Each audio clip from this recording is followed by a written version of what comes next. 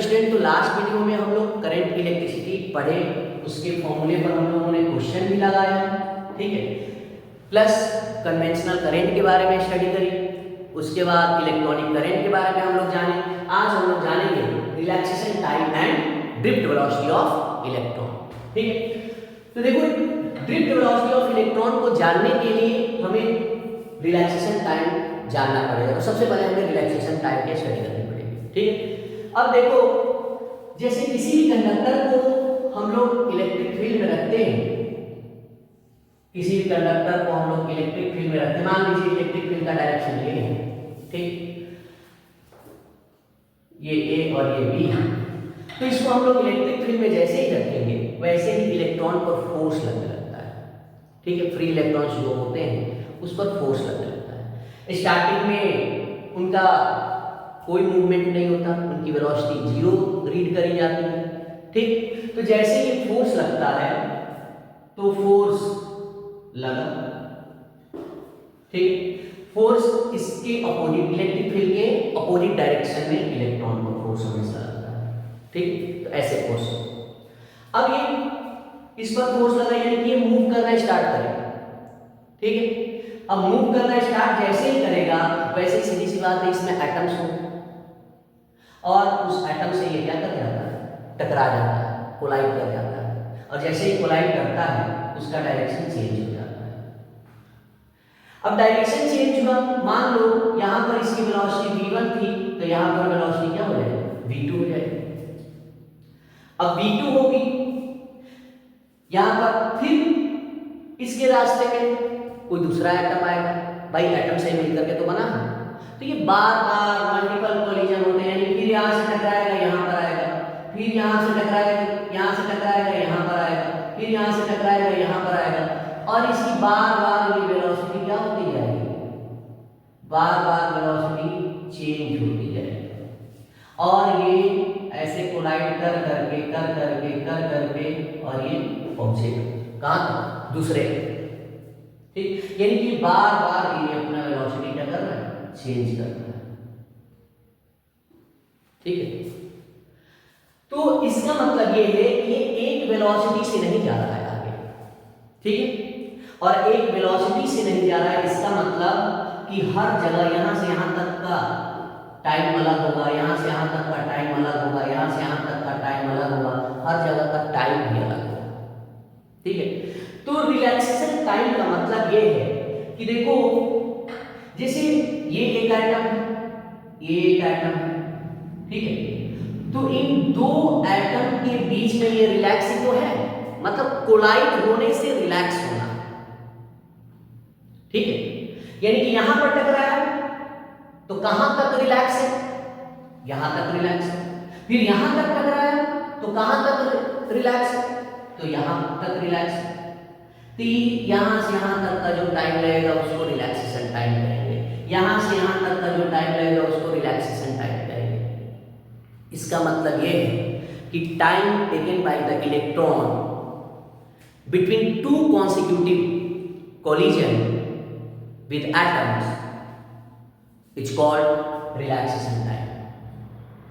करते हैं टाउ, ऐसे रिप्रेजेंट करते हैं। जैसे आप याद करिए 11th में टॉर्क को टाउ से रिप्रेजेंट करते थे, ठीक है। तो वैसे यहां पर टाउ रिलैक्सेशन टाइम के लिए होता है, ठीक है। तो टाउ से ऐसे करके ऐसे तो देखो, तो ये बात जान गए रिलैक्सेशन टाइम के बारे में हम लोग जानते हैं। रिलैक्सेशन टाइम क्या है, रिलैक्सेशन वो जो उसका नाम है उसी में उसका डेफिनेशन है। अब देखो ड्रिफ्ट वेलोसिटी क्या है, व्हाट इज ड्रिफ्ट वेलोसिटी। तो अब हमने जैसा कि बताया कि बार बार अपनी वेलोसिटी चेंज कर रहा है, डायरेक्शन चेंज हो रहा है, ठीक है, मैग्नीट्यूड भी चेंज हो रहा है, यहाँ से यहाँ तक का डायरेक्शन ये है, यहाँ से यहाँ तक ये है, यहाँ से यहाँ तक ये है, हर जगह डायरेक्शन चेंज हो रहा है, मैग्नीट्यूड चेंज, यानी कि स्पीड सॉरी वेलोसिटी हर जगह चेंज हो रही है। अब कोई पूछेगा कि इसकी क्या वेलोसिटी है तो हम बता नहीं पाएंगे, ठीक है, क्योंकि एक वेलोसिटी है कि बार बार ये अपनी वेलोसिटी को चेंज कर रहा है। तो इसलिए हम लोग पहले पढ़ चुके हैं कि अगर वेलोसिटी बार बार कंटिन्यूअसली चेंज हो रही हो तो कौन सी वेलोसिटी फाइंड करते हैं, एवरेज वेलोसिटी। ठीक है। तो यहां पर हम लोग कहते हैं average velocity of electron,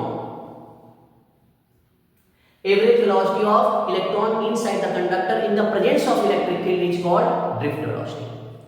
average velocity of electron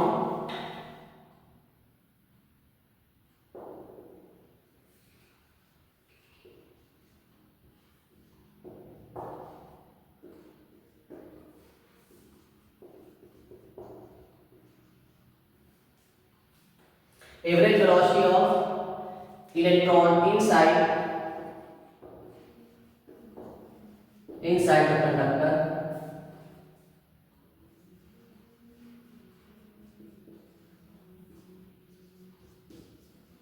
in the presence of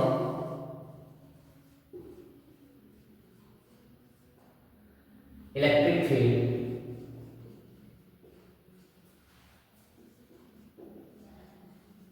is called drift velocity।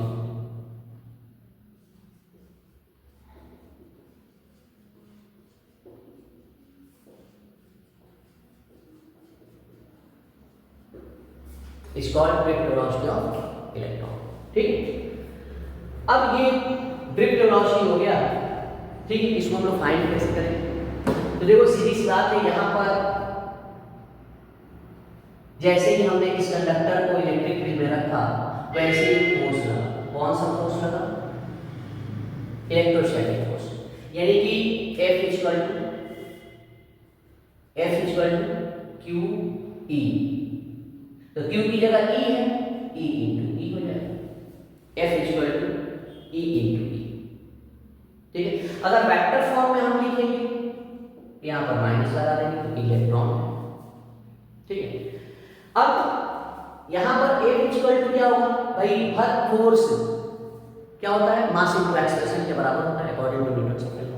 Mass into acceleration, mass of electron into acceleration equal to minus e. अब एक्सेलरेशन A इक्वल टू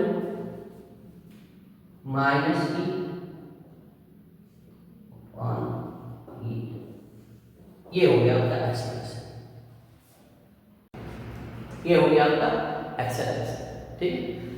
अब देखिए ये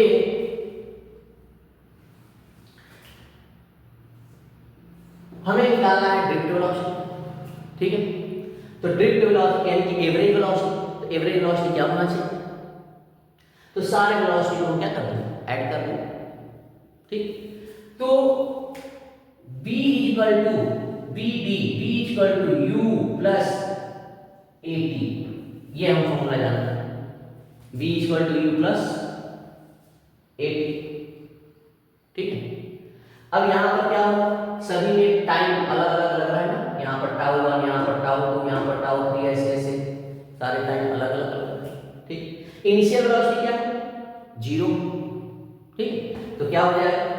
v equal to ये 0 हो जाएगा, a vector लगा देंगे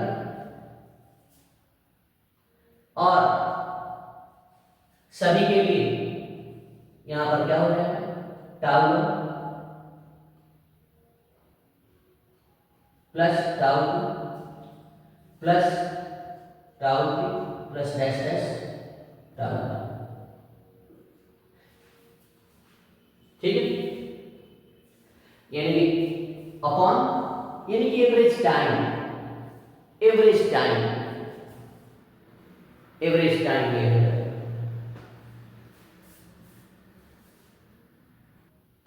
तो अब ये dt equal to vector a, यानी कि वेक्टर a की जगह क्या लिख सकते हो?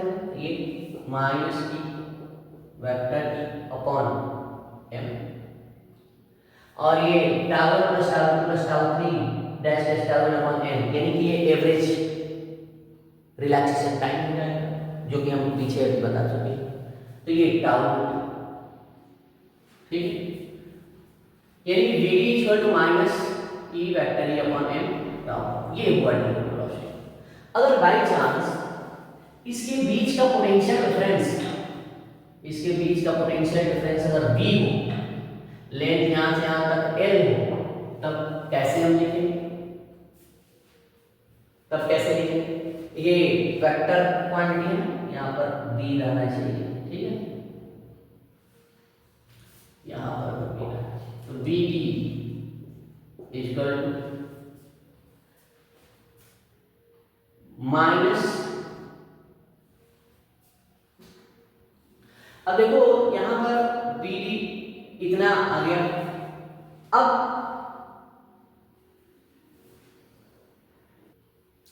तो vd equal to minus E vector E upon M tau, ठीक है, ये फॉर्मूला बन गया। अब देखो इसके बाद हम लोग इसको मैग्नीट्यूड फॉर्म में अगर लिखे तो क्या हो जाएगा? ई अपॉन एम टाउ, ठीक है। अब इसको हम लोग डायरेक्ट vd लिख सकते हैं, vd equal to E upon M tau.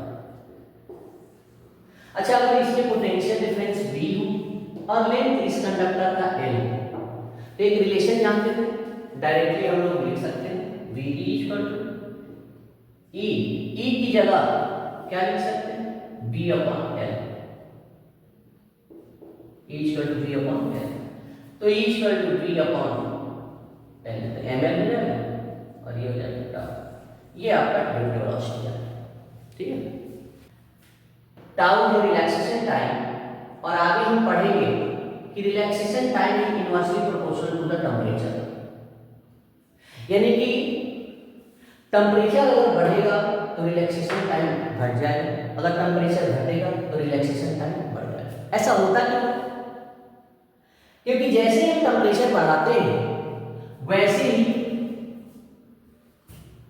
Thermal electron की, जो इलेक्ट्रॉन इसमें ऐसे मूव कर रहे हैं, इन थर्मल इलेक्ट्रॉन्स की काइनेटिक एनर्जी बढ़ जाती है, यानी कि उनकी स्पीड, उनकी वेलोसिटी बढ़ जाती है, ठीक है।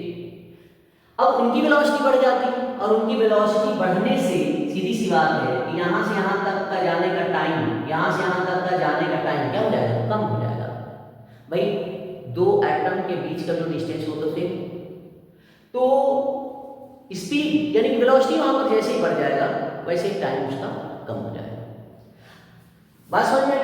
तो उसी तरह से जैसे ही टेंपरेचर बढ़ाएंगे, इसका कंडक्टर का टेंपरेचर बढ़ाएंगे, तो टेंपरेचर बढ़ाने से थर्मल इलेक्ट्रॉन की काइनेटिक एनर्जी बढ़ जाएगी, यानी कि उसकी वेलोसिटी बढ़ जाएगी, और वेलोसिटी बढ़ने की वजह से दो एटम के बीच का जो टाइम है, दो कॉन्सिक्यूटिव एटम के बीच का जो टाइम है वो कम हो जाएगा, यानी कि रिलैक्सेशन टाइम कम हो जाएगा, ठीक है। तो रिलैक्सेशन टाइम कम हो जाएगा। अब एक बहुत बड़ा कंफ्यूजन रहता है, फिर ये मत समझिएगा कि टेंपरेचर बढ़ाने पर हमने कहा कि थर्मल इलेक्ट्रॉन की वेलोसिटी बढ़ जाती है। बात समझ में नहीं? ड्रिफ्ट वेलोसिटी नहीं बढ़ती, क्योंकि ड्रिफ्ट वेलोसिटी यहां डिपेंड किस पर करता है? अगर इलेक्ट्रिक फील्ड को कांस्टेंट रखा जाए तो ड्रिफ्ट वेलोसिटी किस बात पर डिपेंड करता है? ये टाउ पर करता है। तो यहां दो बातें हैं समझने वाली, ध्यान रखिए। टेंपरेचर बढ़ाएंगे तो क्या होगा? टेंपरेचर अगर बढ़ा दिए तो थर्मल इलेक्ट्रॉन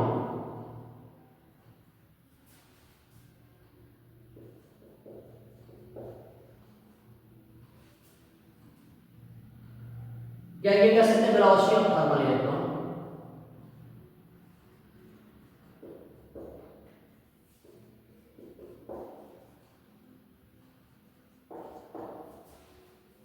इंक्रीज करेगा, ठीक है। यानी कि थर्मल इलेक्ट्रॉन की वेलोसिटी क्या करेगा? इंक्रीज करेगा, और थर्मल इलेक्ट्रॉन की वेलोसिटी इंक्रीज करेगा तो जहां वेलोसिटी इंक्रीज करेगी टाइम कम हो जाएगा, क्योंकि दो एटम के बीच का डिस्टेंस तो सेम, यानी कि टाउ क्या हो जाएगा? डिक्रीज हो जाएगा। टाउ डिक्रीज हो गया, टेंपरेचर ये टेंपरेचर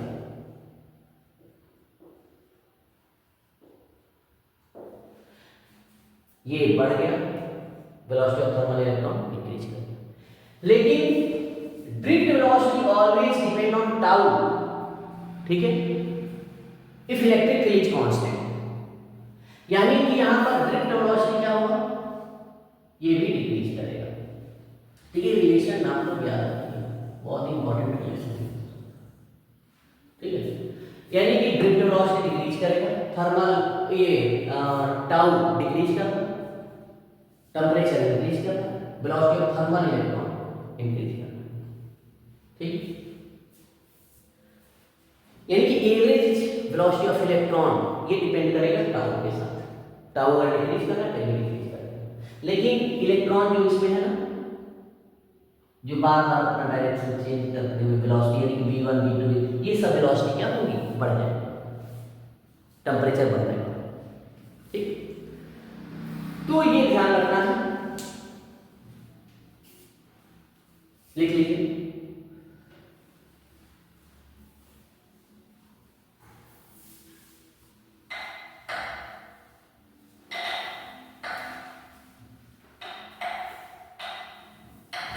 अब देखो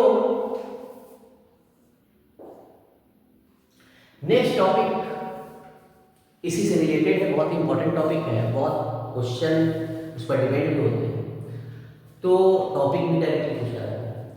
तो relation between electric current and drift velocity, relation between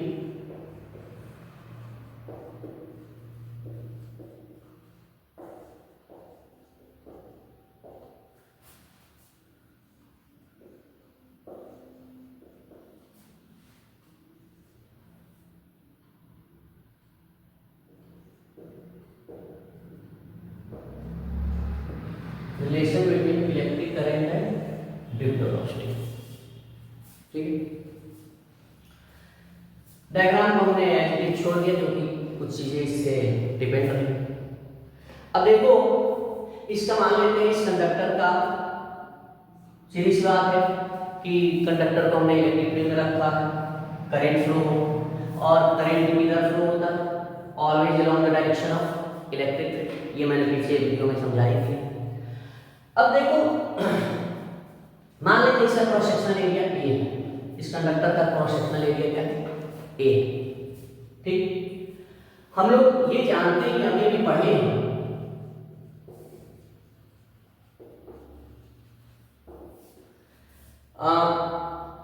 drift velocity vb equal to E upon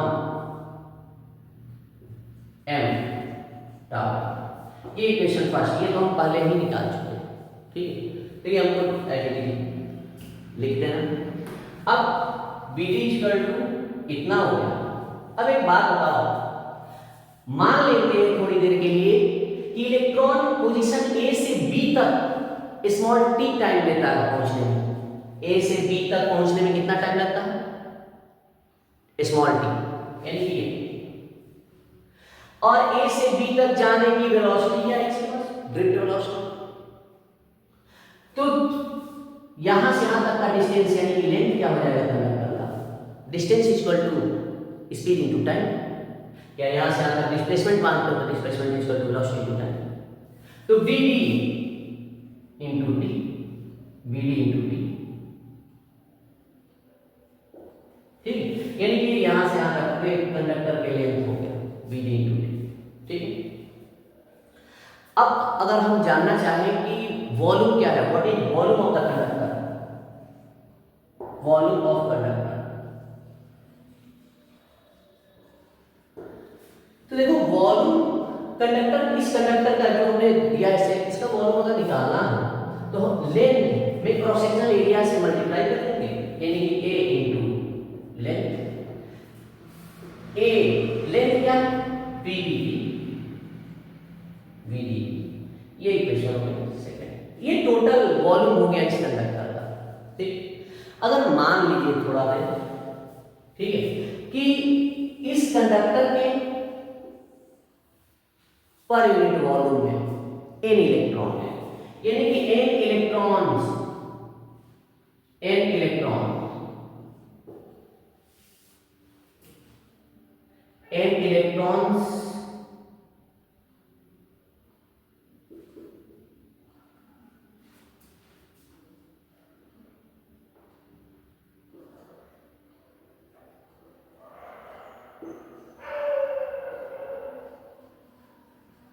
n electrons flow through the conductor per unit volume.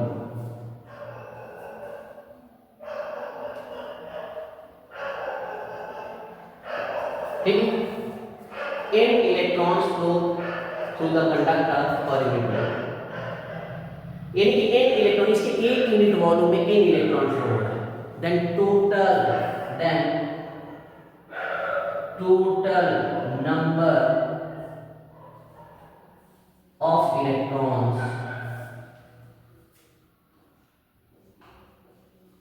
Flow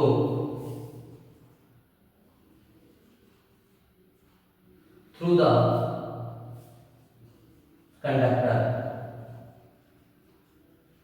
यानी कि पूरे कंडक्टर से कितना फ्लो होगा, पूरे कंडक्टर से कितना, तो पूरे कंडक्टर से कितना फ्लो होगा। ठीक है, तो देखो उसके एक यूनिट वॉल्यूम में, इधर का हो गया, इधर का मैं रफ कर देता हूं, एक यूनिट वॉल्यूम में कितने इलेक्ट्रॉन है, इतने, तो इतने वॉल्यूम में कितना होगा, क्योंकि कंडक्टर का पूरा वॉल्यूम ये है। ठीक है, तो इतने वॉल्यूम में कितने इलेक्ट्रॉन होंगे, तो हम क्या लिख सकते हैं, the total number of electrons flow through the conductor is, क्या होगा, टोटल नंबर ऑफ इलेक्ट्रॉन्स, मान लेते हैं उसको n डैश, क्या हो जाएगा, n a b d t, ये total number of electrons flow through the conductor. अब हमें चार्ज निकालना है एक्चुअली, ठीक है, what is charge flow through the conductor, then charge flow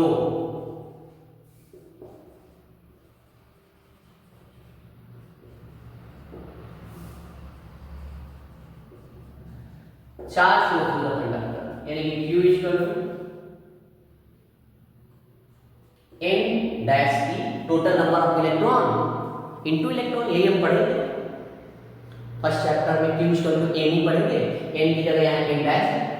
ठीक, तो Q equal to n dash की जगह ये पूरा n a b d t e, यानी कि क्या लिखेंगे, t को अपॉन में लेते हैं, Q अपॉन t, n, अब देखो n e a b d, ऐसे अब ये लिख लिए होंगे आपको, तो Q by T equal to current, average current हमने बताया, तो Q by T equal to I equal to n e a b d। अब यहां पर ये क्या है, number of electron per unit volume. ठीक है, ये इलेक्ट्रॉन, ये एरिया, ये ड्रिफ्ट वेलोसिटी, इतना सब जानते हैं। ठीक, तो इसको बोलते हैं relation between electric current and drift velocity, यहां पर ड्रिफ्ट वेलोसिटी है। ठीक।